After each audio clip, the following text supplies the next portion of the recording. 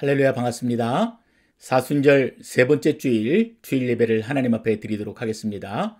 오늘도 우리를 불러주신 하나님 앞에 마음과 또 정성을 다해 나아가시고 또 오늘 예배를 통해서 주님을 반드시 만나는 귀한 은혜의 시간이 되시기를 바랍니다. 우리 마음을 모아 함께 찬양하겠습니다. 사순절을 보내고 있습니다. 십자가의 능력으로 주님 우리를 자유케 하셨습니다. 우리를 자유케 하신 주님께 영광의 박수를 올려드리며 찬양받게 합당하신 주님의 이름을 높여드리겠습니다. 할렐루야. 6월절 어린 양의 피로 나의 삶의 문이 열렸네. 저 어둠의 권세는 힘이 없네. 주 보혈의 능력으로 원수가 날 정죄할 때도 난 의롭게 설 수 있네. 난 더 이상 정죄함 없네. 난 주 보혈 아래 있네. 난 주 보혈 아래 있네. 그 피로 내 죄 사했네. 하나님의 긍휼 날 거룩해 하시었네. 난 주 보혈 아래 있네. 난 원수의 어떠한 공격에도 더 이상 넘어지지 않네. 난 주 보혈 아래 있네. 6월절 어린 양의 6월절 어린 양의 피로 나의 삶의 문이 열렸네. 저 어둠의 권세는 힘이 없네. 주 보혈의 능력으로 원수가 날 정죄할 때 난 의롭게 설 수 있네.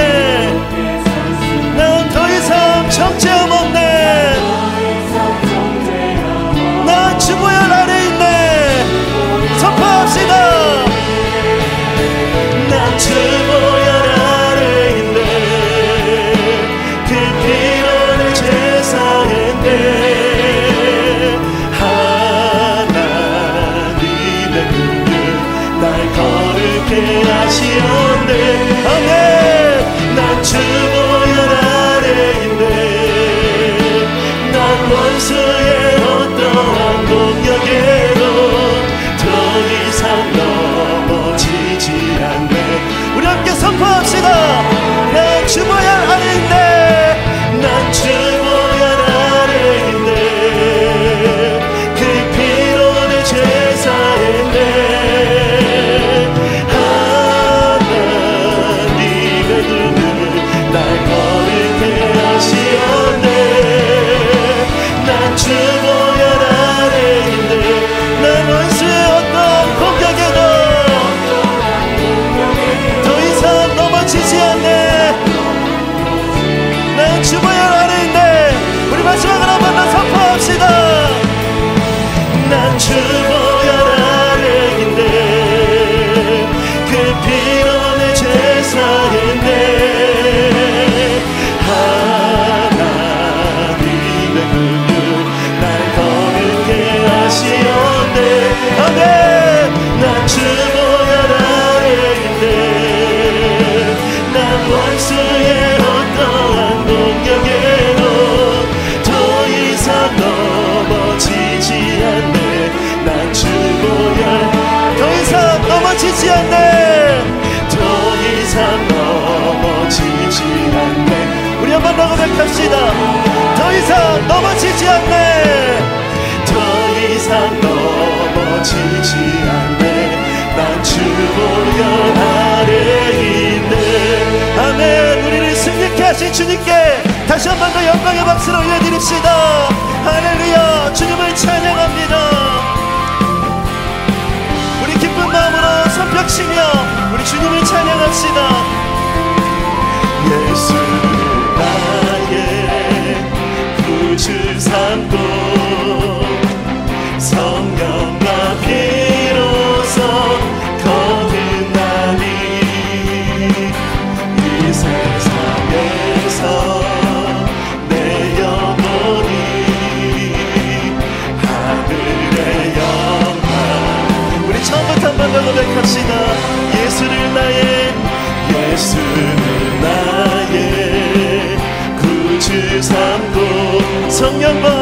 비로소 거듭나니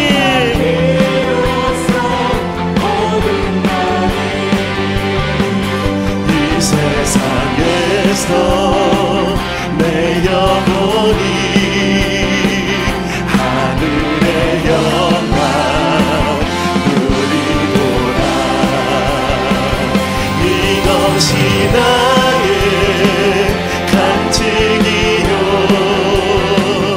이것이 나의 찬송이세. 나 사는 동안 끊임없이 구주를 찬송. 기사롭게 고백합시다. 온전히 주께 맡긴네요. 온전히 주께 맡긴네요.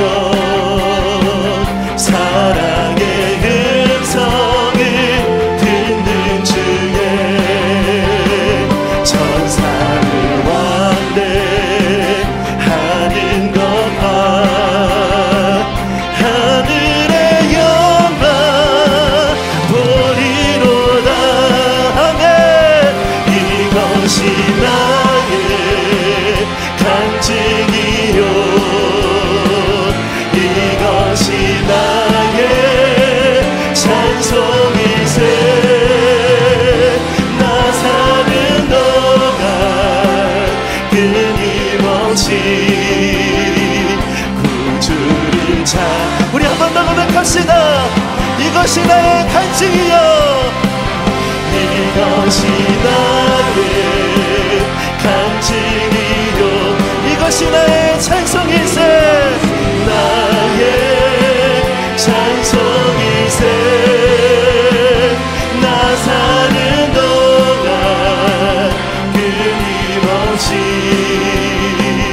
구주를 찬송.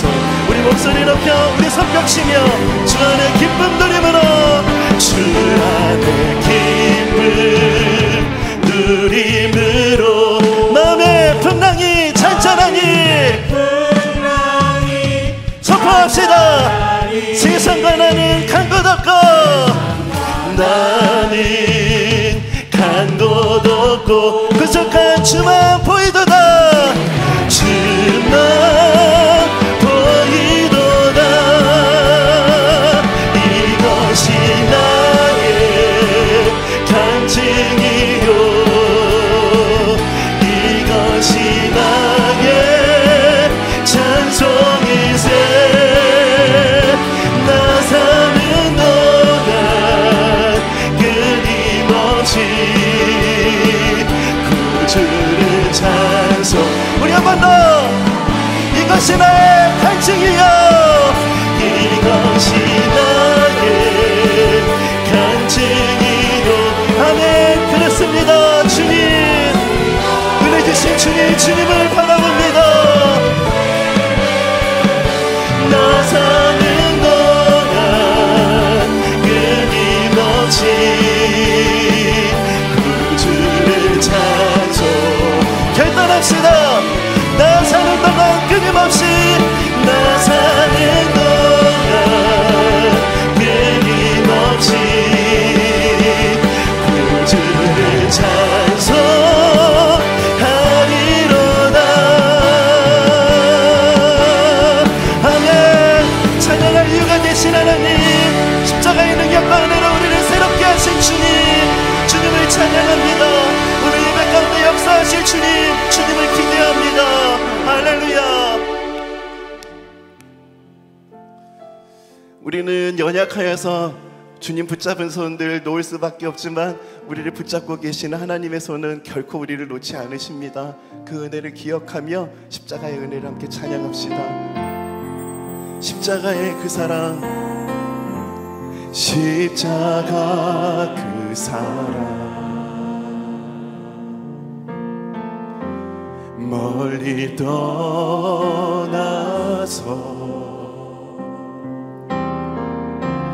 무너진 나의 삶 속에 잊혀진 주 은혜 같은 내 마음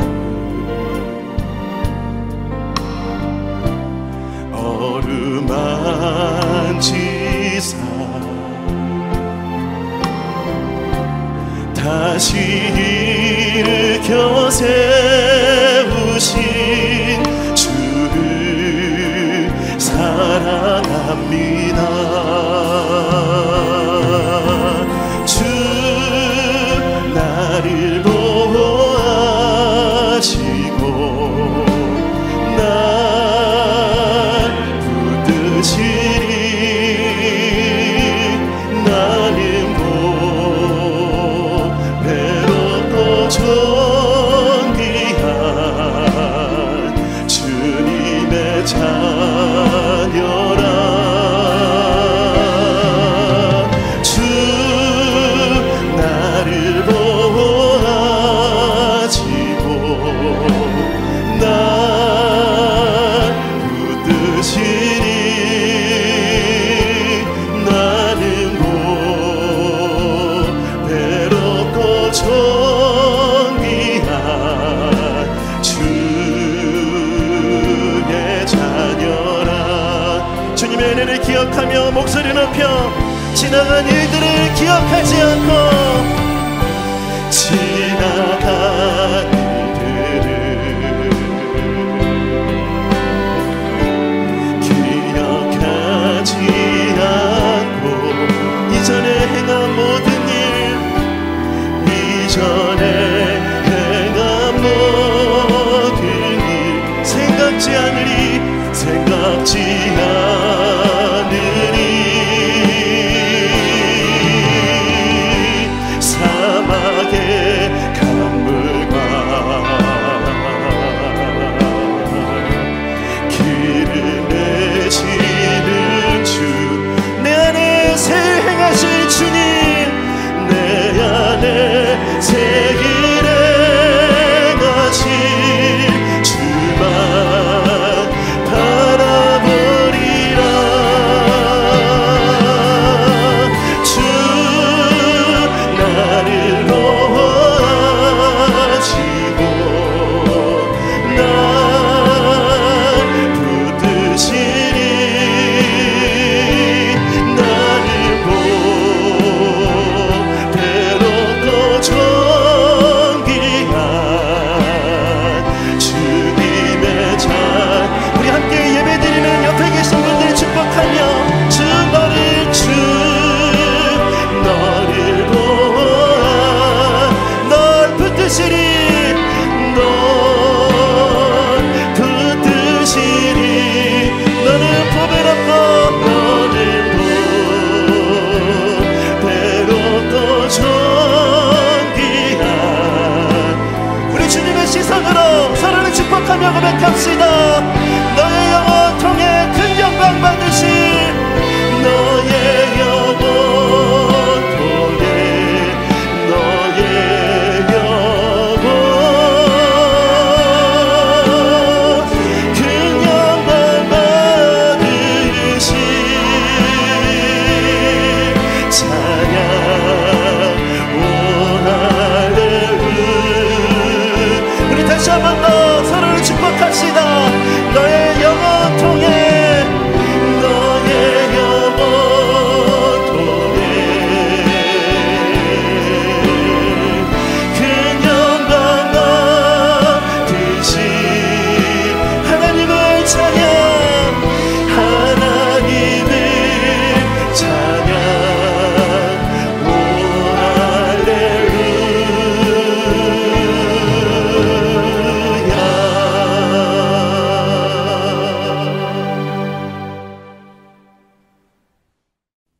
묵도하시겠습니다. 6월절 전에 예수께서 자기가 세상을 떠나 아버지께로 돌아가실 때가 이른 줄 아시고 세상에 있는 자기 사람들을 사랑하시되 끝까지 사랑하시느니라. 아멘. 할렐루야. 해 돋는 데부터 해 지는 데까지 찬양을 받으시게 합당하신 하나님 아버지, 주님께 택함받고 구원받은 성도들이 시와 찬미와 신령한 노래를 부르며 주님 앞으로 나아갑니다. 저희들이 드리는 이 예배를 기쁘게 받아 주시옵소서. 특히 사순절 기간을 지나고 있사오니 이 예배를 통하여 그리스도께서 당하신 고난을 더욱 깊이 깨닫게 하시며 죄인을 위하여 목숨까지 버리신 십자가의 사랑이 가슴 깊이 새겨지게 하여 주시옵소서. 예수님의 이름으로 기원하옵나이다. 아멘.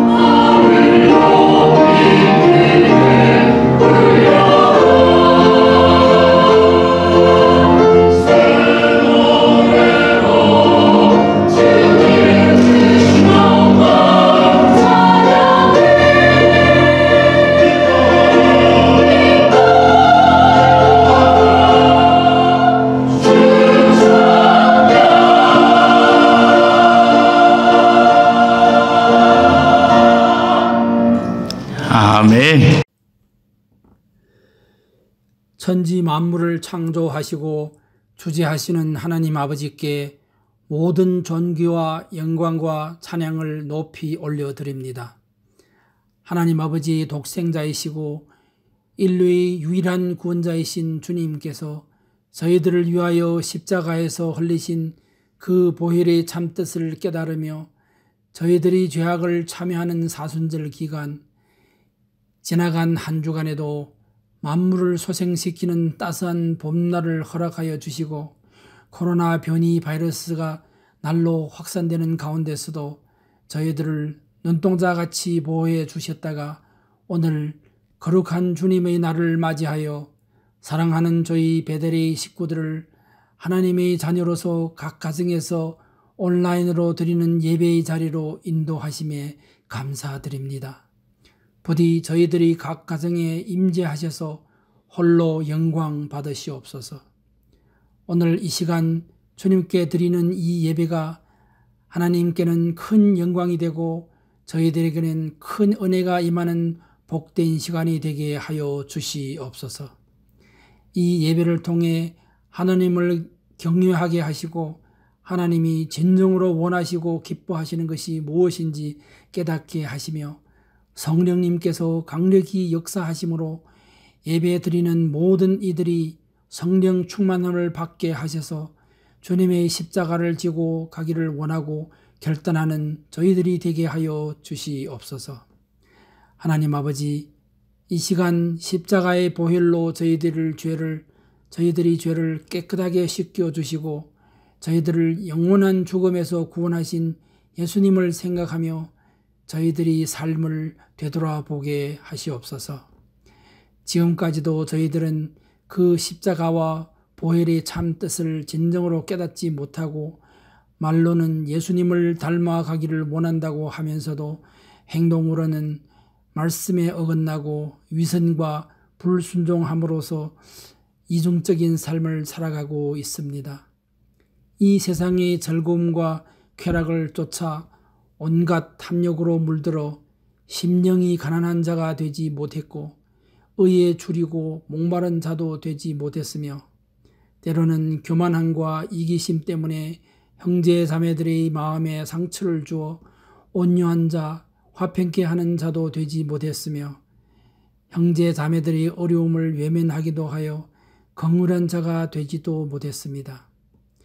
특별히 코로나19 팬데믹의 상황에서 이런저런 이유와 핑계로 성도의 책임과 의무를 회피하려고 애썼고 주님의 십자가를 짓지 않으려고 발버둥치며 자신과 내 가족의 안전과 행복만을 생각하며 안일하게 신앙생활을 하려고 했던 저희들의 모습 참으로 부끄럽습니다. 이 시간 저희들이 모든 죄를 아버지께 고백하고 참회하오니 아버지께서 긍휼을 베풀어 주시고 부디 용서하여 주시옵소서. 하나님 아버지, 이 사순절 기간에 저희들이 죄인임을 진정으로 깨닫게 하시고 깊이 참회하며 신앙이 한층 더 깊어져 주님 앞으로 한 걸음 더 다가갈 수 있는 저희들이 되게 하여 주시옵소서. 이 시간 간절히 간구하옵기는 저희 교회의 지체 가운데 심신이 연약하고 일로하셔서 그리고 마음의 상처와 질병으로 인하여 고통 속에 있는 성도님들이 있습니다. 특별히 오랫동안 저희들과 신앙생활을 함께 했던 이정구 집사님께서 암과 싸우고 있습니다. 아버지께서 그 신비의 능력의 손길, 치유의 손길, 기적의 손길로 그들의 질병을 치유해 주시고 건강을 회복시켜 주시며 상한 마음을 위로하여 주셔서 기도 응답을 체험하는 놀라운 기적의 역사가 일어나게 은혜 내려 주시옵소서. 그리고 아직도 코로나19 팬데믹의 심각한 상황 속에서 사업장의 문제, 직장의 문제, 배움터의 문제, 가정의 문제, 자녀들의 문제들로 고민하고 어려움을 겪는 성도님들이 있습니다. 하나님 아버지, 아버지께서는 그들의 형편과 사정을 잘 아시고 그들의 필요를 잘 아시오니 그들이 그 어떤 역경 속에서도 절망하지 않게 하시고 굳건한 믿음과 지혜와 능력을 주셔서 끊임없는 기도로서 놀라운 기도의 응답을 체험할 수 있게 은혜의 은총 내려 주시옵소서. 하나님 아버지, 이 시간 특별히 저희 교회의 대학 청년부와 학생부를 위하여 기도합니다. 교회의 희망인 그들에게 커다란 깨우침을 주시고 마귀 사탄의 유혹을 물리칠 굳세 믿음을 주시며 그들이 더 이상 방황하지 않게 하여 주시고 성령님께서 역사하셔서 탕자가 돌아오듯이 하루속히 주님의 품 안으로 돌아오게 하여 주시옵소서. 성령님께서 네 분의 교역자님들과 항상 함께 하셔서 그들에게 영육 간의 강건함을 허락하여 주시고 지혜와 능력을 더하여 주셔서 말씀과 믿음으로 그들을 올바르게 교육하고 인도하게 하여 주시옵소서. 무한한 인내심과 사랑으로 어렵고 힘든 사명 감당하게 하여 주시옵소서. 하나님 아버지, 이 시간 특별히 단위 위에 세우신 오늘도 생명과 진리의 말씀을 전해주실 최주식 목사님께 지혜와 능력과 성령의 충만함을 주셔서 한 영혼을 구하기 위하여 끝까지 포기하지 않고 흩어진 양떼들을 사랑으로 되찾아 보살피는 훌륭한 목자가 되게 하여 주시옵소서. 주님께서 맡겨주신 귀한 사명을 감당하는데 조금도 어려움이 없도록 영육 간의 강건함을 더하여 주시고, 이 시간 하나님의 말씀을 선포하실 때에 성령의 권능으로 임하시게 하시고, 그 봄날에 나무와 풀들이 새싹이 트고 꽃이 피듯이 하나님의 진리와 생명의 말씀으로 저희들의 심령에 봄바람과 단비를 내려 주시옵소서. 그리하여 저희들의 영혼이 소생되게 하시고 저희들의 마음에 새로운 감동을 받게 하시며 믿음이 성장하고 신앙이 성숙되게 하여 주시옵소서. 이 모든 것을 우리 주 예수 그리스도의 거룩한 이름 받들어 간절히 기도드리옵나이다. 아멘.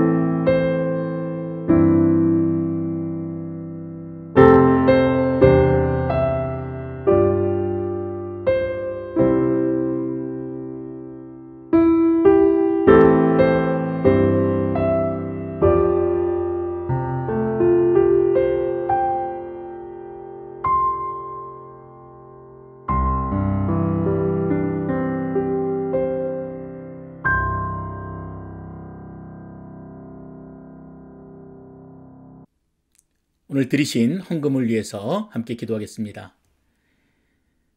너무나 좋으신 아버지 하나님, 많은 사람들이 힘들고 고단한 삶을 살아가지만 특별히 이를 택하고 부르셔서 하나님 백성으로 이 땅에서 살게 하시고, 뿐만 아니라 감히 꿈꿀 수 없는 자들이 영원한 저 하늘을 꿈꾸며 살아갈 수 있도록 인도하여 주시니 감사합니다.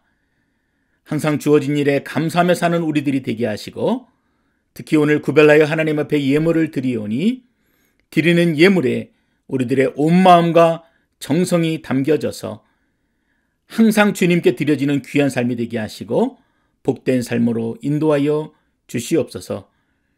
10의 1조로 구별하여 하나님 앞에 드립니다.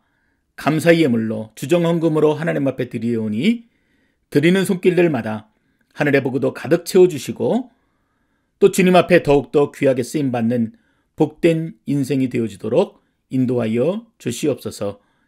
예수님 이름으로 기도드렸습니다. 아멘.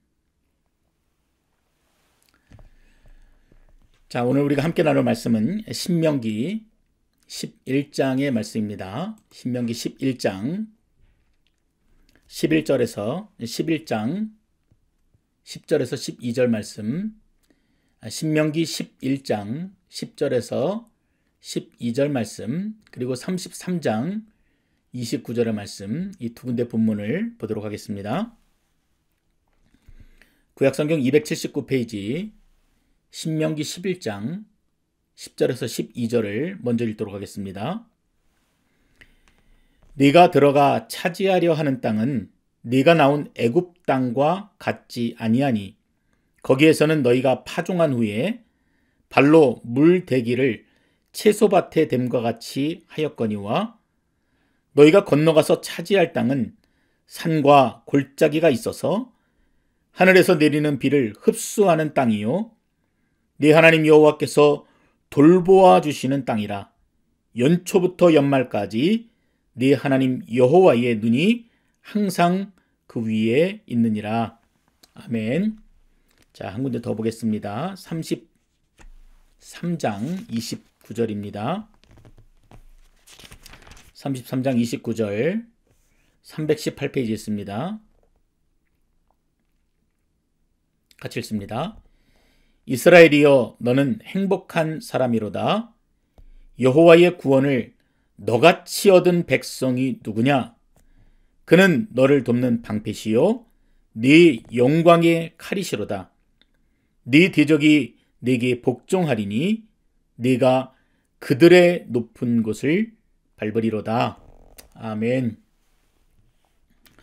자, 우리 두 군데 본문이죠. 오늘 신명기 11장과 또 34장에 기록되어 33장에 기록되어 있는 이 두 군데 본문의 말씀을 가지고 가나안 백성답게 사는 방법이라는 제목으로 하나님의 말씀 함께 나누도록 하겠습니다. 아리스토텔레스가 말한 것처럼 인간은 오래전부터 행복하기 위해서 살아왔습니다. 그래서 남들보다 뭔가 더 뛰어나기 위해서 몸부림치고요. 또 더 많이 가지려고 몸부림치면서 그렇게 치열하게 경쟁하면서 살아갑니다. 물론 이 일이 나쁜 것은 아닙니다만 이처럼 대다수의 사람들은 행복의 조건을 그것이 돈이든 무엇이든 남들보다 더 많이 가지는 것에 두고 있습니다. 조금 오래된 통계이긴 하지만 노벨 경제학상을 받은 프린스턴 대학의 앵거스 디팅 교수가 발표한 돈과 행복의 상관관계라는 이 연구 논문을 발표한 적이 있습니다.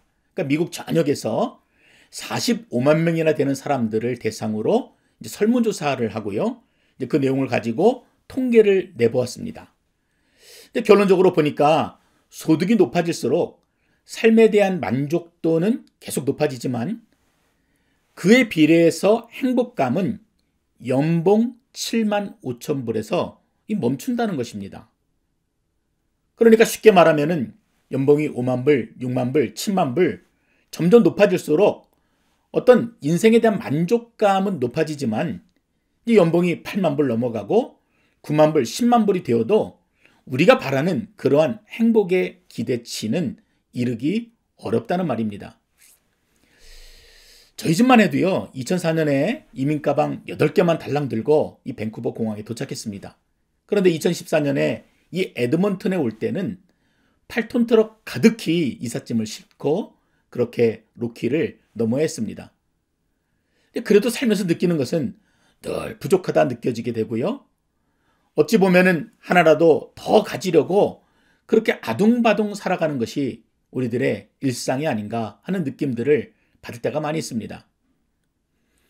우리의 정해진 삶을 마치고 무덤에 들어갈 때는 결국 두 손에 아무것도 가지고 가지 못하는데 이처럼 우리들이 소유하는 일, 남보다 더 많이 가지는 일, 그리고 더 부유하게 사는 일에 온통 마음을 두고 살아가고 있다는 생각을 하게 됩니다.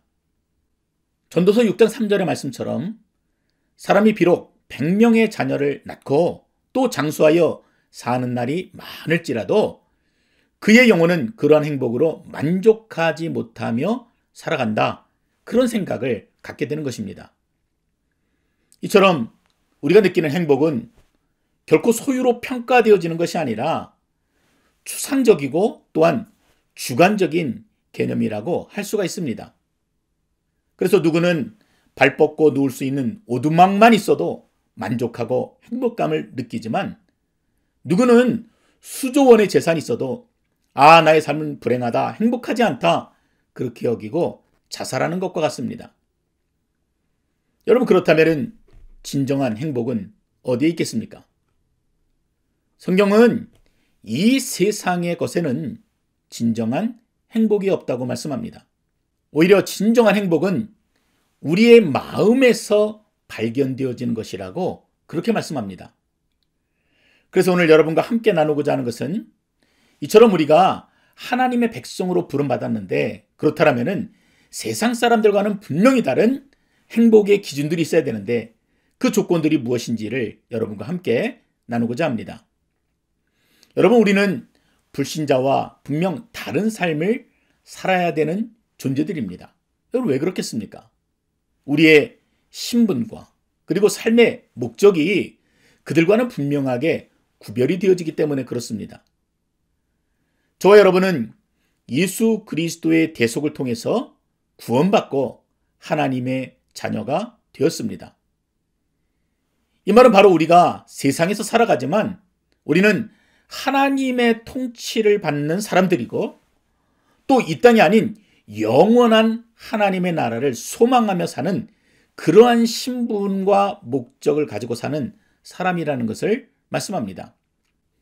그래서 현실적으로 보면은 세상 사람들과 구별이 없는 것처럼, 그렇게 이 땅을 살아가는 것처럼 보이지만, 우리는 하나님 앞에 특별히 부름을 받았고, 그래서 그러한 사람들과는 다르게 살도록 창조함을 받은 그런 선택받은 사람이라는 사실을 잊지 말아야 하는 것입니다.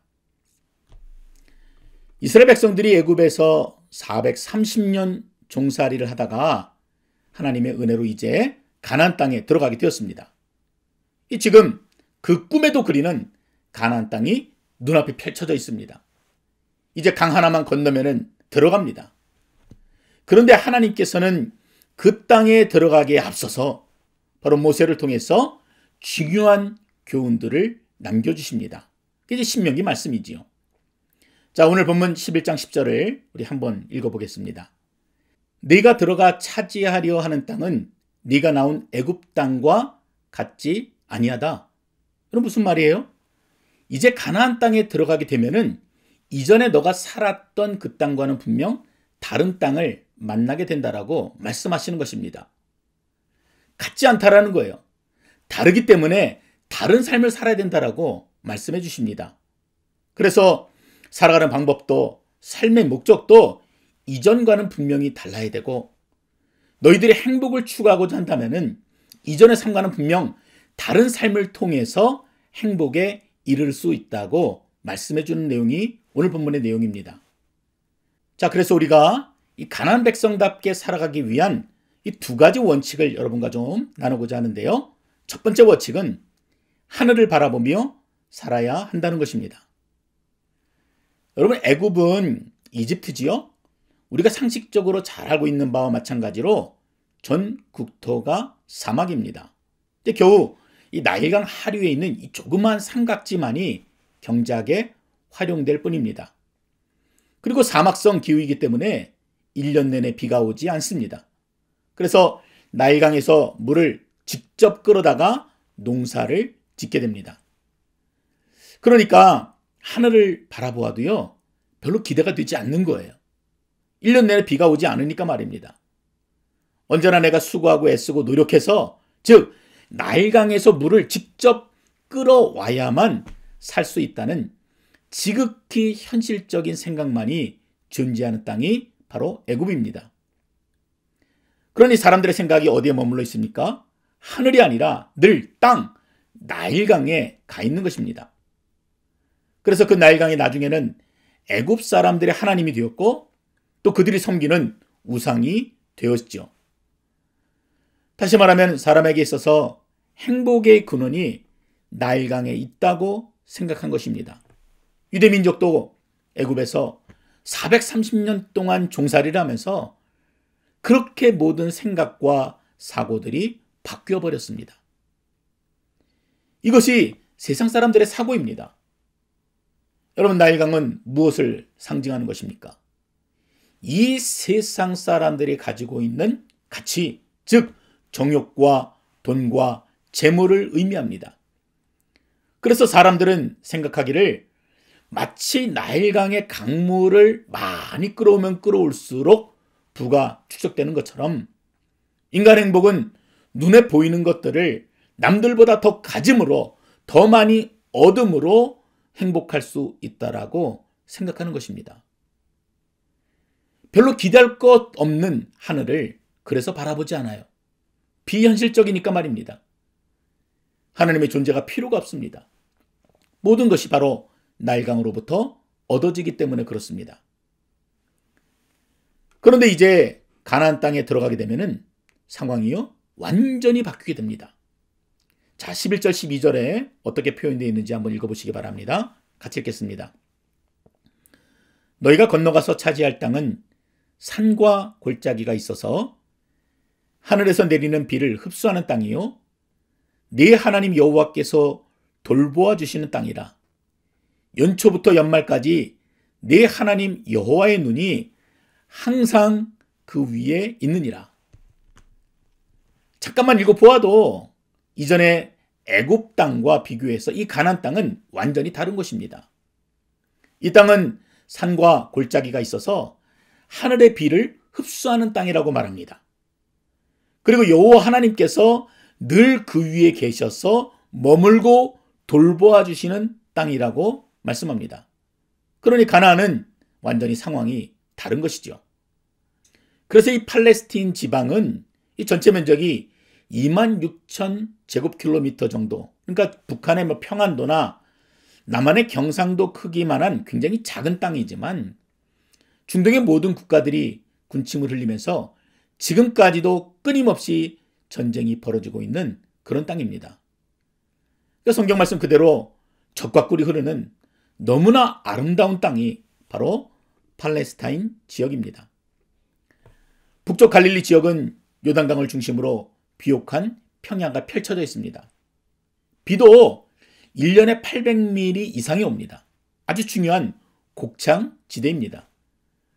그리고 그곳에서 조금만 내려오면은 고원지대가 전개되는데 이곳은 목축하기에 아주 적당한 곳입니다.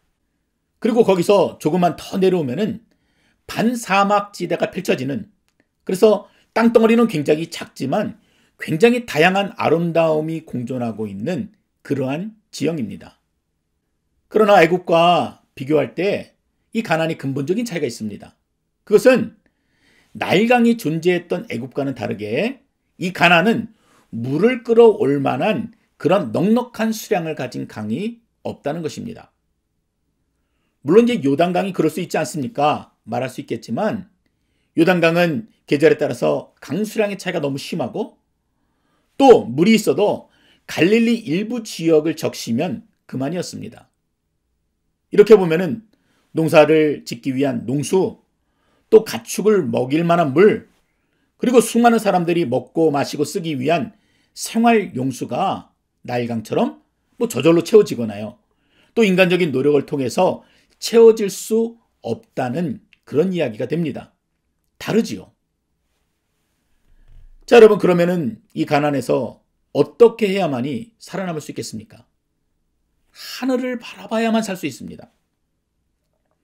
하나님이 때를 따라 비를 주어야 살 수 있는 땅이 바로 가나안입니다. 이게 가나안 땅의 조건이에요.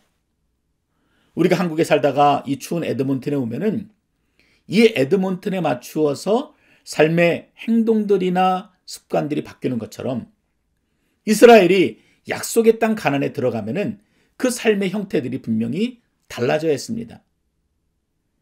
그래서 이스라엘 백성들은 애굽에서 나일강을 쳐다보는 그런 눈으로는 가나안 땅에서는 결코 살 수가 없는 것입니다. 하늘을 바라보아야만 살 수가 있었습니다. 자, 그래서 12절에 뭘 합니까? 그 땅은 여호와께서 돌보시는 땅이다. 여호와의 눈이 항상 그 위에 있다. 이렇게 말씀하여 주십니다. 자, 그렇다면 이제 가나안에 들어가서 살아가야 될 이스라엘 백성들은 어떤 생각을 하여야 됩니까? 아니, 더 정확히 말하면은 자신의 가지고 있던 생각을 어떻게 바꾸어야지 이들이 행복할 수 있습니까? 날강이 아니라 인간이 살고 죽음이 오직 여호와 하나님께 있음을 깨달으며 살아가야 합니다. 그래서 행복의 조건도 하나님 우리에게 행복을 주실 때 비로소 우리가 행복할 수 있다는 그런 생각을 하여야 합니다. 모든 행복은 하나님께 있구나. 하나님이 주셔야 우리가 살 수 있구나. 하나님이 그 손을 거두시면은 우리가 아무리 수고하고 했어도 결국 우리는 살아남을 수 없는 존재구나. 바로 그것을 가나안이라는 땅을 통해서 이스라엘 백성들이 깨달아야 했던 것입니다.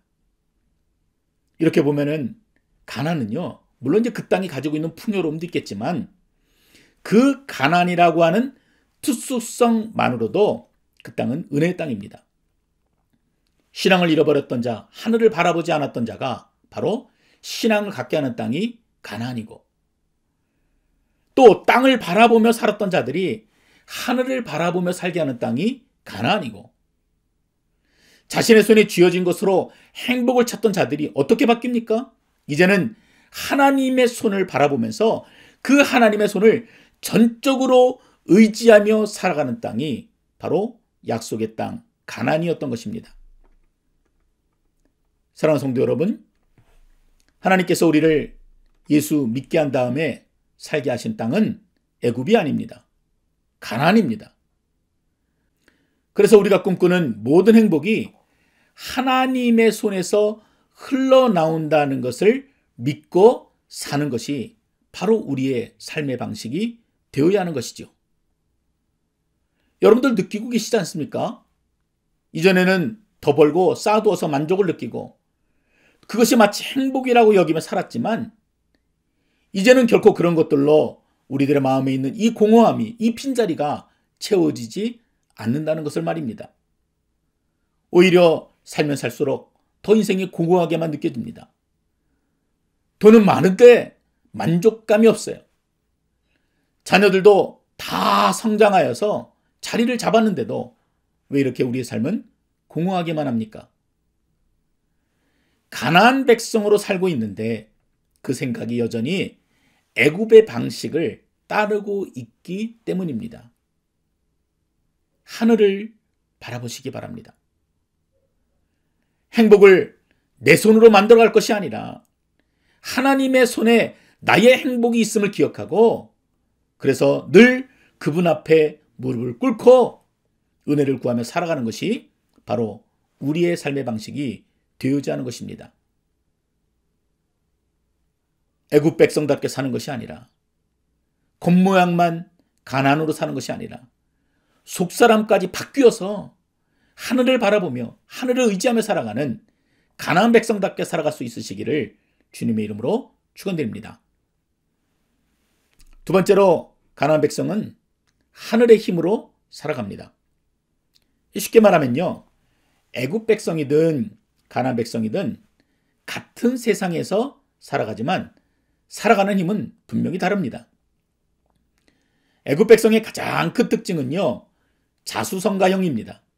이민자 분들 중에도 이런 분들이 참 많이 계시죠. 단 100불 들고 이민을 와서 참 어려운 때에 그 모든 어려움들을 다 극복하고 이제는 남부럽지 않게 살아가는 성공하신 분들이 주변에 참 많이 계십니다. 근데 여러분, 주어가 바뀌면 어떻게 되는지 아십니까? 내가 수고해서 이만큼 성공했다. 내가 눈물 흘리고 내가 피땀 흘려서 이만큼 살게 되었다. 이렇게 생각을 갖게 됩니다. 아마도 말은 안 해도 이런 마음으로 살아가시는 분들이 많으실 것입니다. 이런 분들의 생각에는 기본적으로 인본주의적인 사고가 자리 잡고 있습니다. 인간이 중심이에요.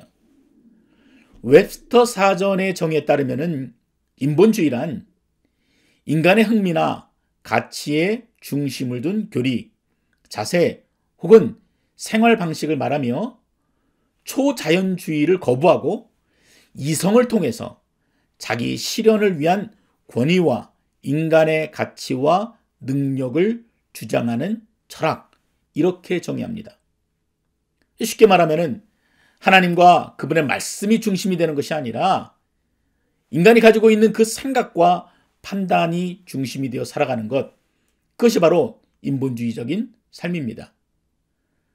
그래서 예수를 믿으면서도요, 인본주의적인 사고로 살아가는 분들이 많이 있습니다. 그런 분들이 신앙생활을 하게 되면 어떻게 됩니까? 기도하여서 하나님의 은혜를 구하기보다는 내가 가지고 있는 방법으로 문제를 해결하려 합니다. 그것이 먼저입니다. 그래서 기도회보다는 회의가 먼저예요. 선교, 구제, 복음 전파보다는 자기 실현을 위한 프로그램들이 교회에 가득하게 됩니다. 실제로 한국의 대형 교회들이 가지고 있는 프로그램들을 여러분 잘 한번 보십시오. 정말 이게 교회인지 아니면은 문화센터인지 구분이 되지 않습니다. 목회자도 마찬가지입니다. 그 전하는 메시지에 고난, 충성, 헌신, 십자가 이런 내용들보다는요, 성공이나 번영에 그 중심 메시지가 가게 되어 있습니다. 그래서 이 모든 일들이 다 굳이 하나님이 나서지 않더라도 내가 할 수 있다, 내 힘으로 할 수 있다, 우리 교회가 할 수 있다, 여기는 그 인본주의적인 사고 방식이라고 할 수가 있습니다. 그러나 가난해서 살아가야 할 이스라엘 백성들은 상황이 다릅니다. 가난에 살다 보면은 내 힘으로 살아갈 수 있다, 그 생각을 갖기가 어렵습니다. 애굽에서처럼 땅에 씨를 뿌리고 또 그 곡물을 원하는 만큼 키워서 가을에 추수를 하려면 어떻게 됩니까? 이 애굽이라면요, 이 자기 밭에 물 한 방울이라도 더 끌어오려고 수로를 더 깊게 파고요, 이런저런 인간적인 노력을 기울였을 것입니다. 모두 다 자기 수고이고 자기 노력이지요. 그런데 이 가난에서는요, 그 모든 수고를 동일하게 한 후에도 한 가지 중요한 일이 남아있게 됩니다. 바로 하늘을 바라보는 것입니다. 하나님, 씨도 뿌리고 과수도 손질을 다 끝냈습니다. 이제 하나님, 때를 맞추어서 비를 내려주시옵소서. 나의 노력만으로는 열매를 거둘 수가 없습니다. 이 땅에서 제게 맡겨주신 일들을 제가 성실히 다 감당했사오니 이제 하나님께서 비를 내리셔서 하나님의 결과를 보여주시옵소서. 이게 바로 가나안 사람들의 사는 방식이었습니다. 그러니 생각이 달라질 수밖에 없지요. 내가 노력을 하고 내가 노력만 하면은 무엇이든지 할 수 있다라는 그 자기중심적인 사고를 가지고는 결코 가난해서 살아갈 수가 없었던 것입니다. 하나님의 손을 바라보며 하나님의 능력으로 살아간다는 것이 무엇인지를 이스라엘 백성들은 분명하게 깨달아야 했던 것입니다. 사랑하는 성도 여러분, 우리가 믿고 하나님을 섬기는 환경은 어떤 환경입니까? 만사가 내 뜻대로 하면 되는 그런 환경입니까? 그럼 노력만 하면 되나요? 그래서 우리가 예수를 믿었어도 이전에 애굽에서 품었던 생각들이 변화되지 못하면은요, 우리는 그리스도 안에 있어도 결코 행복한 삶을 살 수가 없는 것입니다. 그래서 어떻게 해요? 우리의 생각이 완전히 바뀌어야 됩니다. 이거는 체인지가 아니에요. 본질적으로 바뀌어야 돼요. 그래서 오히려 영어로 말하면은 체인지보다는 트랜스포메이션이라는 단어가 더 적당할 것입니다. 이전에는 내가 그렇게 살았을지는 몰라도 이제는 내가 예수를 믿어 하나님의 백성이 되었고 하나님의 질서를 따르는 자가 되었기 때문에 그분의 질서에 맞추어서 그분이 만드신 법칙에 따라 가난해서 살아가야 하는 것입니다. 그것이 바로 우리의 존재 이유예요. 여러분, 성경에 보면은 행복이라는 단어는 총 11번이 기록되어 있습니다. 이 욥기에 5번, 전도서에 3번, 그리고 에스라에 한 번, 그리고 이 신명기에 2번이 기록되어 있습니다. 그래서 신명기 첫 번째 기록 10장 13절에 보면은 이렇게 기록합니다. 오늘 네 행복을 위하여 네게 명하는 여호와의 명령과 규례를 지키라. 너무 다르지 않습니까? 애굽에서 가지고 있었던 삶의 방식, 행복을 위한 조건이 아닙니다. 가나안에서는 뭐라 그러는 거예요? 행복하려면은 하나님의 질서와 하나님의 법칙대로 살아야 한다라고 말씀하고 있는 것입니다. 나의 방법이 아니에요. 그래서 하나님의 손에 달려 있으므로 하나를 바라보며 하나님의 힘으로 살아가야 한다고 말씀하고 있는 것입니다. 신명기 33장에도 보면은 모세가 죽기 전에 마지막에 이스라엘 백성들을 다 모아놓고 그들을 일일이 축복한 후에 이렇게 유언합니다. 이스라엘아, 너는 행복한 사람이로다. 뭐라고요? 우리는 이미 행복한 사람이라고 말합니다. 아직 가나안에 들어가지 않았는데 말입니다. 그리고 또 이어서 여호와의 구원을 너같이 얻은 백성이 누구냐? 그는 너를 돕는 방패시요 네 영광의 칼이시로다. 네 대적이 네게 복종하리니 네가 그들의 높은 곳을 밟으리로다. 아멘. 너무나 감동이 되는 말씀 아닙니까? 우리는 행복을 얻지 못했다, 아무리 노력해도 되지 않는다 말하고 있지만 이미 하나님께서는 우리를 향해 너는 이미 행복을 누리며 사는 자라고 증언해주고 계시는 것입니다. 우리 같이 한번 우리 신명기 33장 29절의 말씀을 읽어보겠습니다. 이스라엘이여, 너는 행복한 사람이로다. 여호와의 구원을 너같이 얻은 백성이 누구냐? 그는 너를 돕는 방패시요 네 영광의 칼이시로다. 네 대적이 네게 복종하리니 네가 그들의 높은 곳을 밟으리로다. 아멘. 사랑하는 베들교회 성도 여러분, 여러분 지금 행복하십니까? 오직 예수 그리스도 그분 안에 우리의 참된 행복이 있음을 믿으시기 바랍니다. 세상이 결코 가져다주지 못하는 그 행복이 어디예요? 바로 예수 그리스도 그분 안에 있습니다. 그분에게 참된 기쁨이 있습니다. 참된 평안함이 있습니다. 이 땅에 살면서 아무리 많은 것을 가지고 있어도, 아무리 많은 것을 우리가 배우고 또 세상적으로 인기를 얻고 높은 위치에 있다고 할지라도 예수 그리스도가 없다면 그것은 결코 참된 행복이 아닙니다.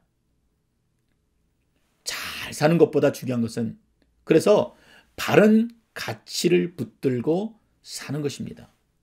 바른 목표를 두고 바른 삶의 방식으로 애굽 백성이 아니라 가나안 백성답게 살아가는 것이 바로 우리에게 주어진 삶의 자세입니다. 그것은 우리가 오래 사는 것보다 더 중요한 것이에요.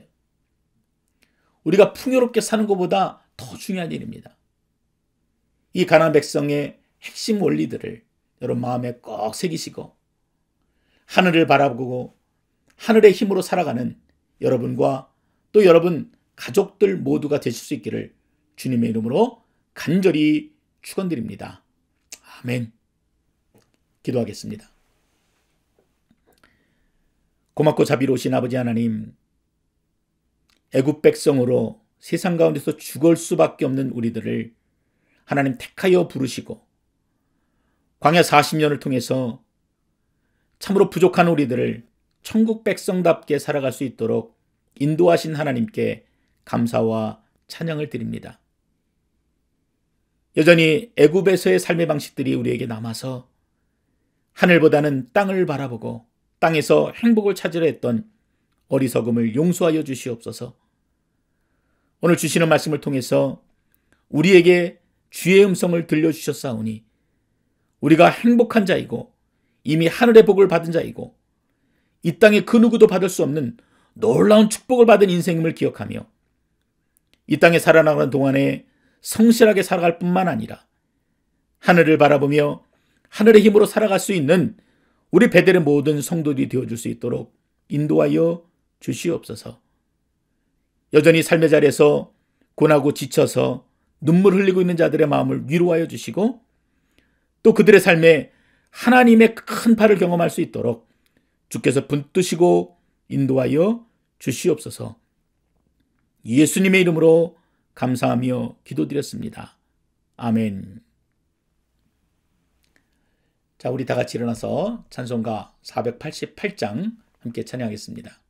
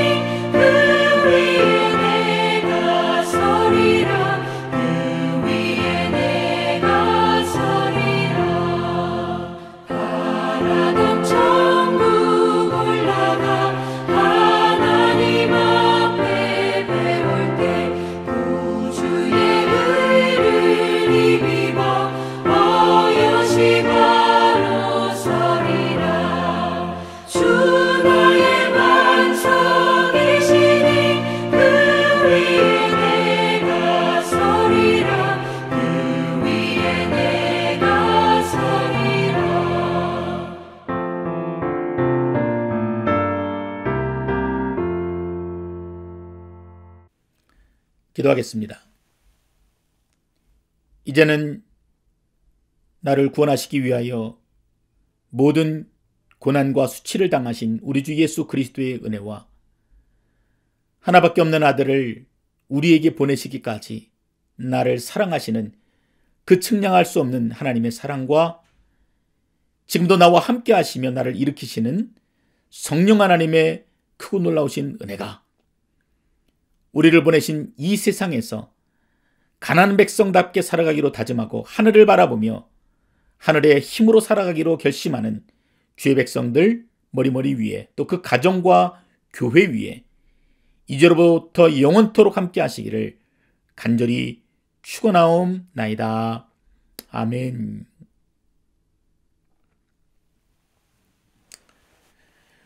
자, 이상으로 모든 예배 순서를 마치겠습니다. 우리 같이 우리 가족분들에게 서로 격려하겠습니다. 우리 하늘의 힘으로 살아가겠습니다. 또 하늘을 바라보며 살아가겠습니다. 우리 두 가지 인사를 합니다. 하늘의 힘으로 살겠습니다.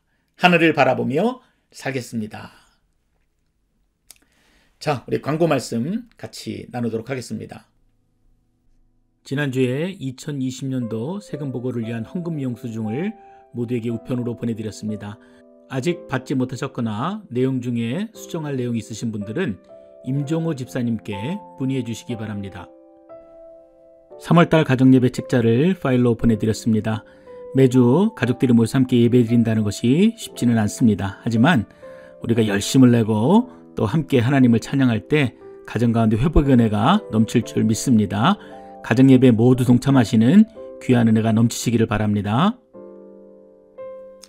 헌금 안내입니다. 여러분이 드리시는 헌금은 온라인 뱅킹, 이트랜스퍼나 또 개인 체크를 우편으로 보내셔서 헌금하실 수가 있습니다.